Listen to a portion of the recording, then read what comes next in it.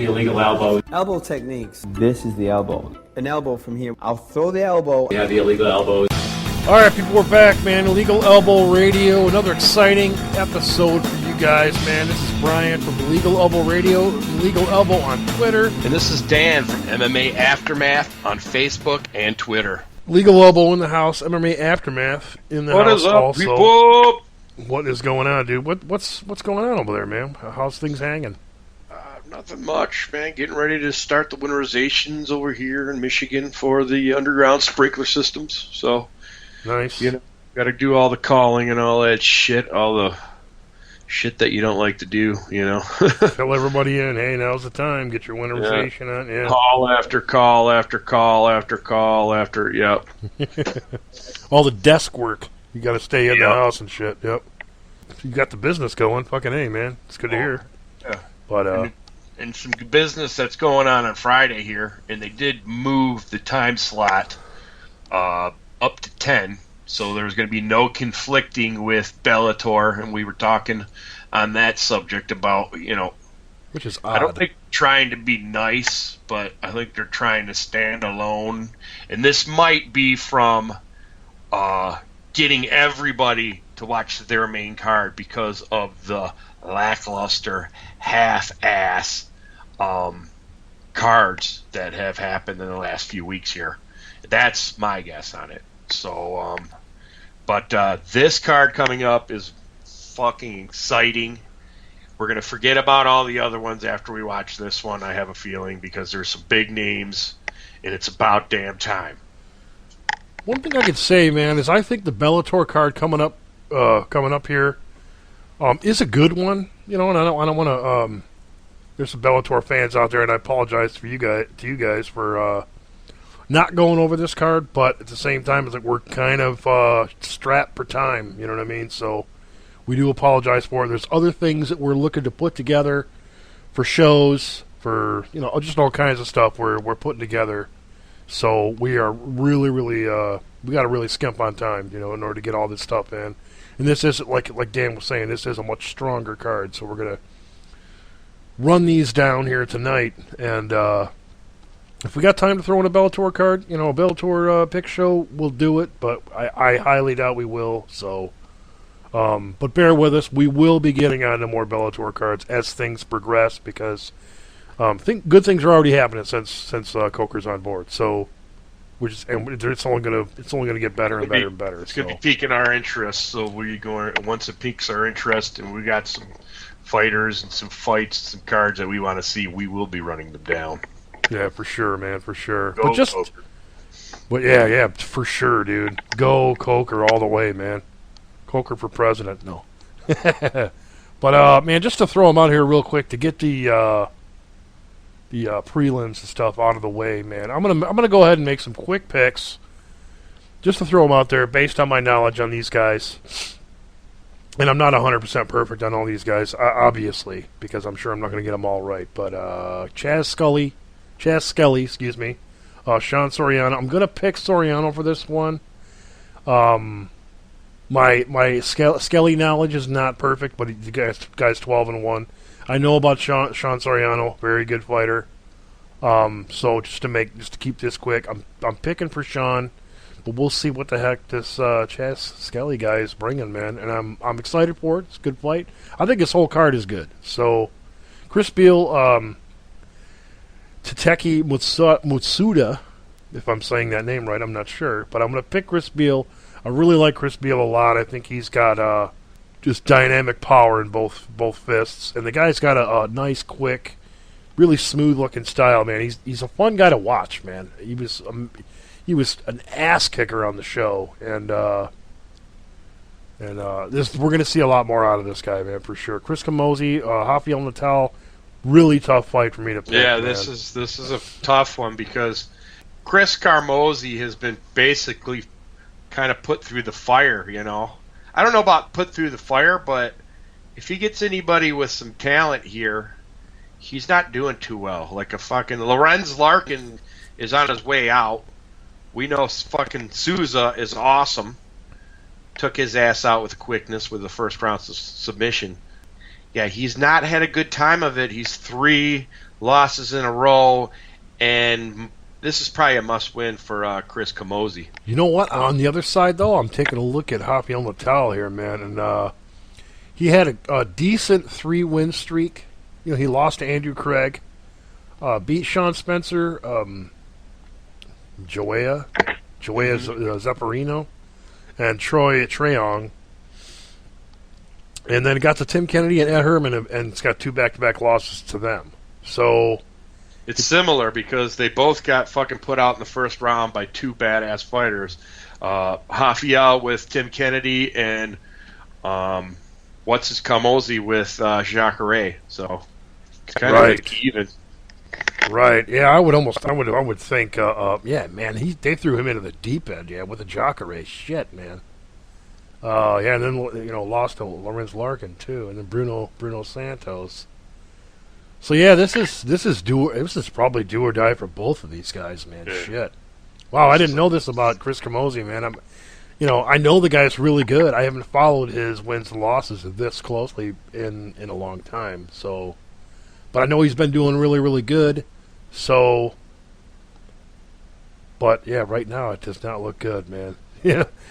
And I don't know, man. It's a tough one to call. I almost want to say Chris Camozzi because I think he's almost in deeper water, But when it comes to a Souza, a Larkin, and a Santos, I don't think Rafael Natal's fought, when it comes to the best of those three. You know what I mean? Ronaldo Souza. I don't think Rafael Natal's faced, technical submission. He got submitted in the first round, so. That's definitely a bad loss for Camozzi. They pushed him to the deep end, man, with that one because he was doing good. So they figured, we'll just throw him in against this guy, and it's like a bad idea. But I'm going to pick Camozzi just for shits and grins because for me that's really a tough call, man. And we're not here to talk about that the whole night. But Rodrigo Dam, Ali Quinta. I'm going to pick Rodrigo Dam. I think he's a little more impressive.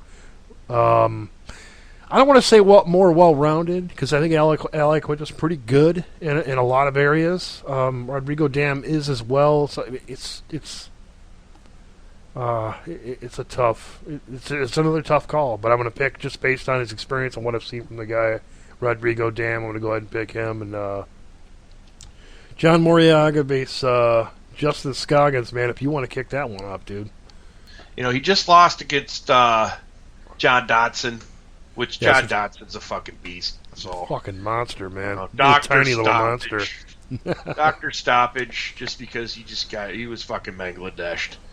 So he stood in there against Demetrius Johnson, Mighty Mouse. So you got to give him props for that.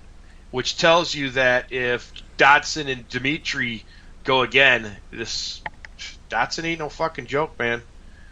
So yeah, I would want to see that one for sure, man. Both quick-ass fighters.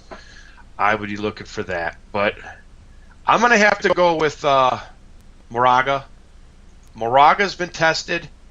Yeah, he got his ass beat by a Dodson, but Dodson is like levels above everybody else. And, I'm going to have to go with Moraga, in my humble opinion. Yeah. Two little guys banging it out, though. Yeah, I Moraga's good, man. Scoggins is impressive, the 9-0, or excuse me, 9-1. But the talent's a little questionable when it comes to comparing him to a Moraga. So I think that comes into play a little bit. But with the Dustin Ortiz being thrown in there, Dustin Ortiz is also, I think, had a run in with Moraga also. Dustin Ortiz lost to a John Moraga January of this year. So that kind of makes things a little more interesting, I guess. Yeah.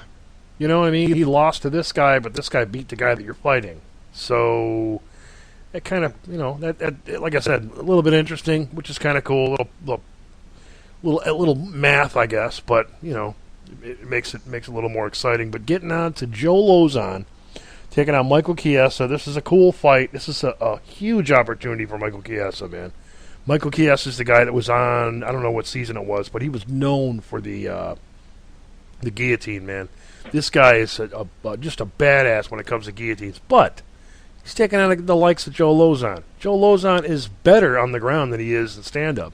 And we've seen him knock dudes out. So if they're submissions, which I doubt it, man. I don't see these guys aborting the submissions, man. I just don't see it. You know what I mean? They're both good at it. You know what I mean? Joe Lozon, the better of the two, and more than double the experience. I see it being a very good fight. Joe Lozon's fallen on some rough times.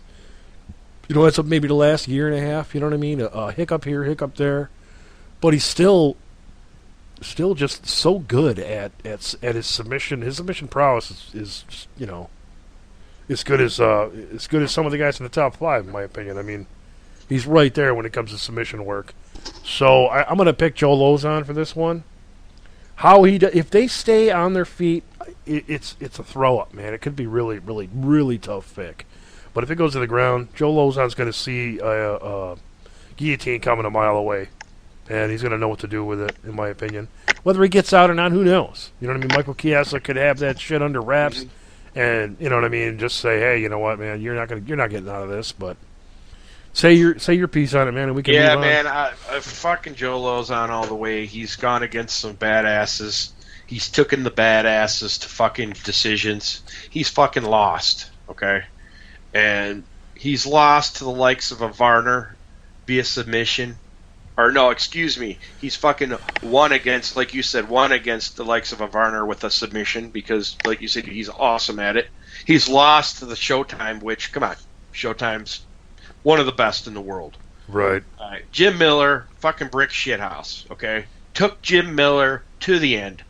Fucking battled with Jim Miller, okay? And fucking Michael Johnson, fucking throwing hands with Michael Johnson, fucking decision. Decision? He didn't get knocked out. He lost decision. Yep, he lost via decision. But like I said, it's these guys. He's fucking going all the way with a Jim Miller and Michael Johnson, and then again winning next time against a Mac Danzig, you know, which Mac Danzig's at a turning point in his career. So, but still, he's a game opponent. Yeah, and he's no joke. Yeah, he's no joke. Francisco Trinaldo is a win for Michael Chiesa. Colton Smith is another win. Colton Smith, mind you, is like in a losing record right now, and he's not in the UFC anymore. And he looks horrible. Which, you know, I don't get me wrong, people. I don't want to insult the guy, but at the same time, it's like it really doesn't look good. Let's just for shits and grins. He's 3-4. He's 1-4 in his last 5. It really doesn't look good. But his last fight was June of this year. He lost to Carlos Diego Ferreira, which that dude just fought this past weekend, I believe. Then he lost to Michael Chiesa, Robert Whittaker, beat Mike Ritchie in the Tough 16 finale. Before that in CFA, he lost to Steve Montgomery. If you want to finish that one up, or if you want to, before we get into the top 3, go over Lentz and Oliveira. You know, because that's an interesting one. And like you said, these guys are both good on the ground. They could cancel each other up, and they could start throwing. Yeah.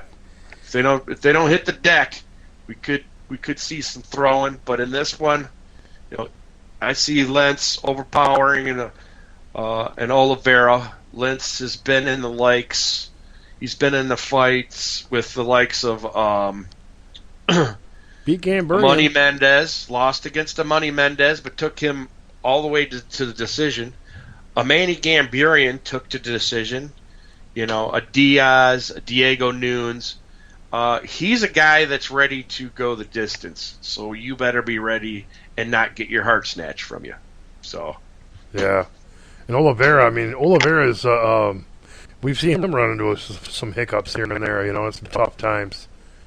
He was 2-3 before he ran into Andy Ogle, you know, which Andy Ogle's a tough little dude, but, I mean, you know, I believe he's ran into some hard times himself. Beat Andy Ogle. Hatsu Hayoki, he took him to a submission anaconda choke in the second round. So this, like we were talking about, man, this guy's got 6 submissions all over the place. Knockout lost Donald Cerrone. So if Nick Lentz has got any strikes, which I do believe in his last couple, he's showed some better strikes. I don't want to say, you know, top strikes, but some better strikes. And but still, he's a decision dude, man. pretty much able to take people's decision if he's not doing a submission or a knockout. You know what I mean? Oh, but they fought before. Holy shit! Let's take a look at this. Nick Lentz, Charles Oliveira, UFC Live 4, Congo vs. Berry in 2011.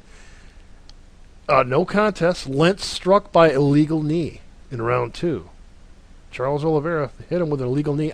I remember this, dude. I don't remember exactly how it worked, but I remember it happening. And this should actually be really, really good because Lentz is going to really want to avenge this loss. Yeah, this is going to be good, dude. I'm going to go ahead and say Lentz because they were on the ground. They were on the ground, and he got a cold knee right to the face. You know what I mean? Because you can knee anybody in the body, but he was struck by an illegal knee. So whether he was just trying to get up and receive the knee, I'm pretty sure that's how it happened. Nick Lentz was getting up, and before he got up, he took a knee right to the face. So I'm going to go ahead and say Nick Lentz because Oliveira can't pull this shit. Not again, anyway. Or like straight cutsies, but I'm going to say Nick Lentz, man, but it's really hard to say because Oliveira's good, man. He's good at he's got more submissions, I would say, as a whole. As a whole lately, he's got a lot more submissions, man. This guy's submissions all over his fucking record.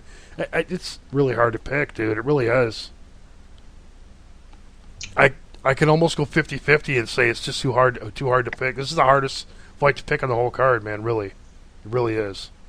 I'm going with Lentz. I think he's going to overpower him, but like I said, Lentz, he's in there for the long haul, man. Look, even in his losses, it's fucking decision time. No, you're right. Yeah, so he could definitely go the whole way. No big deal. So yeah, like I said, as long as fucking Oliveira keeps his heart and doesn't fold up like a lawn chair and fucking go into fetals, cover up.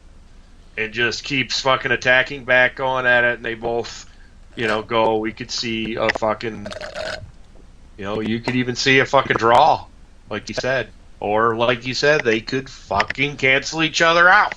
Yeah. With the ground game. Because now you're seeing lately, UFC's not going around with the fucking laying on the ground. You better do some advancements, and if you're hitting the guy and he's just blocking and nothing's really happening, they're going to start standing it up, dude. So, yeah. Especially this one. They want this one to be an action-packed fucking thing.